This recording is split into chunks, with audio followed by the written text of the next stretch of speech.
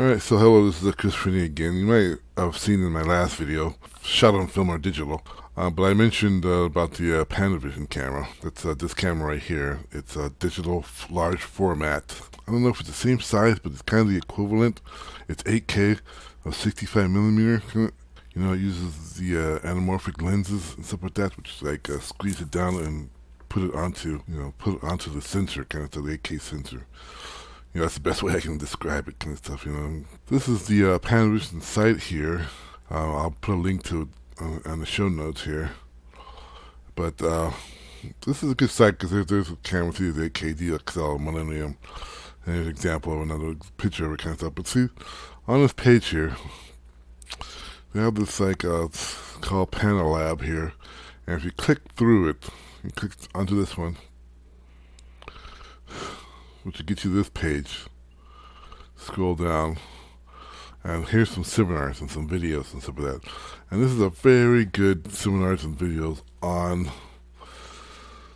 the difference between film and video. It has like good videos on the look, and it gives good technical references on the difference between the looks and stuff like that, and how the framing and the feel and the textures of the difference between film and video.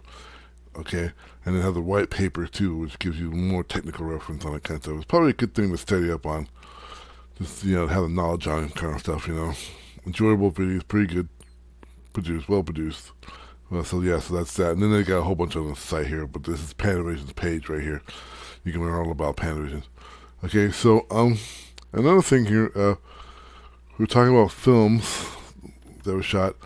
Quentin Tarantino was like one of the directors who shot on film, and he shot this one. It said 2015, but it came out in 2016. But I guess he was shooting it all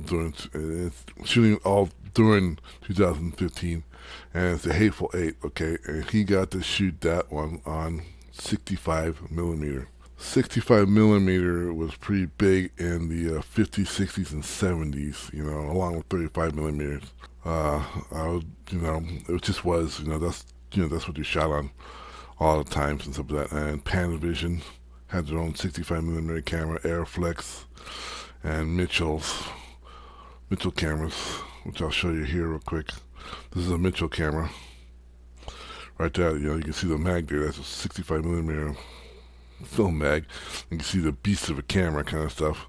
Here's the Panavision camera. Okay, so that's the Panavision 65 millimeter camera. That's probably more in the 60s and 70s that was around. Probably more in the 70s.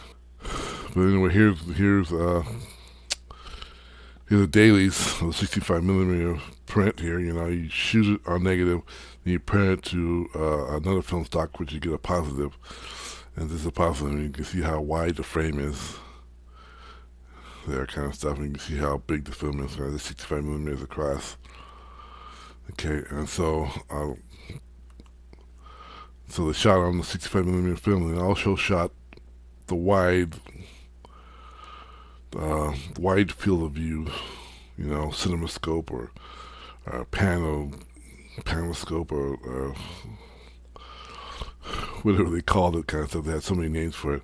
But this is on 35 millimeter film. Okay, so after a while they figure out a way to shoot on 35 millimeter. Basically what happened was the film would just flip it on its side. See how it's right side up here?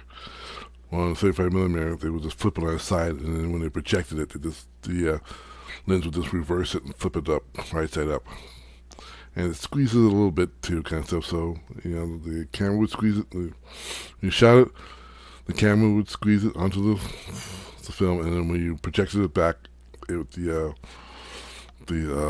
projector would unsqueeze it and make it normal size and stuff like that. So you can also print that to 35 millimeter film too if you wanted to, or 65 millimeter film, or 70, what they would call 70 millimeter. This is let's see, where is it? Here it is. This is an example of 70 millimeter film, which is actually just 65 millimeters across from here to here. But then when you put the soundtrack on it, it became 70 millimeter. So you could shoot it however you want, and then just print it to whatever stock you want, that kind of stuff. So I just thought that'd be something interesting if you didn't know. You know, you can find some of the stuff on the internet nowadays, kind of stuff, and you can find some examples, and it's good to know, because maybe someday you'll get to shoot something on 65 millimeter. You know, if you're a big enough director and can afford it, you too can shoot on 65 millimeter film. So, like I said, film's not going away. You know, even though they do have these digital cameras, kind of stuff. It's kind of funny that now that digital cameras are around, that film is kind of being relegated to a look kind of stuff. So, oh, this film needs a special film look to it, so we have to shoot it on film. Well, you know, in the old days, that's all you shot on was film. Okay, so I don't know how it became this look now, kind of stuff, you know, but you know, and still, when you're shooting digital, you're still trying to get that film look, kind of, so there you go. All right, thanks a lot for listening, and like this film if you like it. Don't like it if you don't like it, you know. I'm not gonna ask people to subscribe because I'm still in the beginning, kind of stuff, but you know, hopefully I'm gonna keep going with these films or these little videos. All right, thanks a lot. Bye.